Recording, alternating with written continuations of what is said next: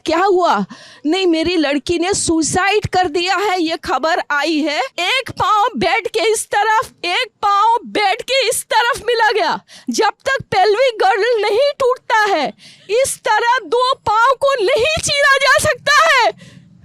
यह कहानी है कोलकाता के उस डॉक्टर की जो समाज में इज्जत और विश्वास का प्रतीक माना जाता था, लेकिन उसके खौफनाक कृत्य ने न केवल एक मासूम की जिंदगी को तबाह कर दिया, बल्कि पूरे देश को झकझोर कर रख दिया। डॉक्टर पर लगाया गया बलात्कार का आरोप न केवल कानून व्यवस्था पर सवाल उठाता है, बल्कि हमारे समाज की सोच और संवेदनशीलता पर भी गहरी चोट करता है। इस वीडियो में हम जानेंगे इस शर्मनाक घटना की पूरी सच्चाई, ताकि हम समझ सकें कि कैसे एक भरोसेमंद पेशे का नाम बदनाम हो गया और इस घटना ने समाज में किस तरह का आक्रोश पैदा किया। 8 और 9 अगस्त की दरमियानी रात संजय रॉय नाम का ये शख्स किसी ज़ोंबी की तरह अपने शिकार की तलाश में था। आरजी कर अस्पताल में उसने सबसे पहले एक ट्रेनी डॉक्टर के साथ न केवल बलात्कार किया, बल्कि उसकी निर्मम हत्या भी कर दी।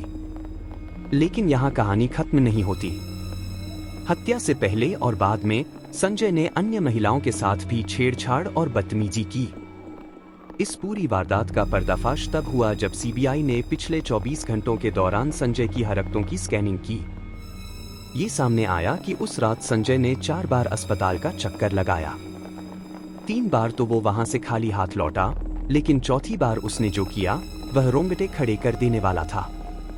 उसने एक मासूम डॉक्टर का बलात्कार कर उसकी हत्या कर दी। तफ्तीश के दौरान ये भी पता चला कि संजय वारदात वाली रात सिर्फ अस्पताल तक ही सीमित नहीं था।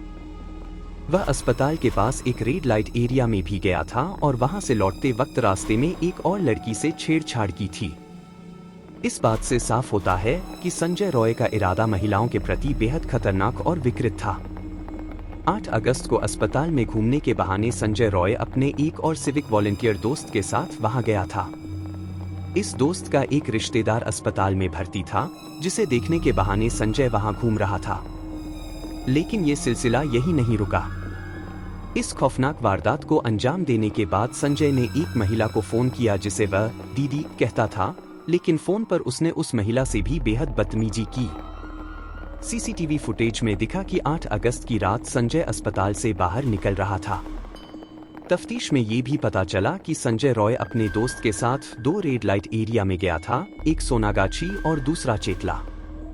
इन दोनों जगहों पर उसका दोस्त तो अंदर गया, लेकिन संजय बाहर खड़ा रहा। और फिर रास्ते में उसने एक लड़की से छेड़छाड़ की और उसकी न्यूड तस्वीरें मांगी। संजय की हरकतों से साफ जाहिर होता है कि उसके दिमाग पर महिलाओं के प्रति विकृत सोच और हिंसा का जुनून सवार था। सीबीआई ने जब उसकी क्राइम कुंडली निकाली तो और भी चौंकाने वाली बातें सामने आईं। पहले भी संजय पर कई महिलाओं से छेड़छाड़ के आरोप लग चुके थे। वह अपने मोहल्ले में भी लड़कियों से बदतमीजी और हफ्ता वसूली किया करता था। अब सवाल ये उठता है कि इस हत्याकांड को लेकर कुछ अनसुलझे सवाल हैं, जिनका जवाब ढूंढा जाना बाकी है। सबसे बड़ा सवाल यह है कि क्या ट्रेनी डॉक्टर की हत्या कहीं और हुई और लाश को सेमिनार रूम में लाकर फेंका गया? डॉक्टर के परिजनों ने भी इस पर संदेह जताया है और सीबीआई अब इस पहलू की जांच कर रही है। इस घटना ने न सिर्फ कोलकाता बल्कि पूरे देश को झकझोर दिया है।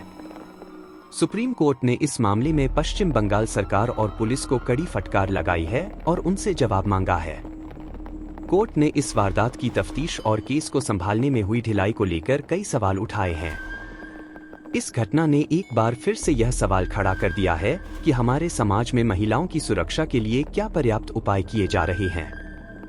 संजय रॉय जैसे दरिंदों को समाज में खुला घूमने की छूट आखिर क्यों दी जा रही है? इस खौफनाक घटना का पर्दाफाश होना बाकी है और हम उम्मीद करते हैं कि न्याय जल्द से जल्द हो। अगर आपको यह वीडियो जानकारीपूर्ण लगी हो तो इसे लाइक और शेयर करना न भूलें। ऐसे ही और वीडियो के लिए हमारे चैनल को सब्सक्राइब करें और बेल आइकन जरूर दबाएं ताकि हमारी अगली वीडियो आप तक सबसे पहले पहुंचे।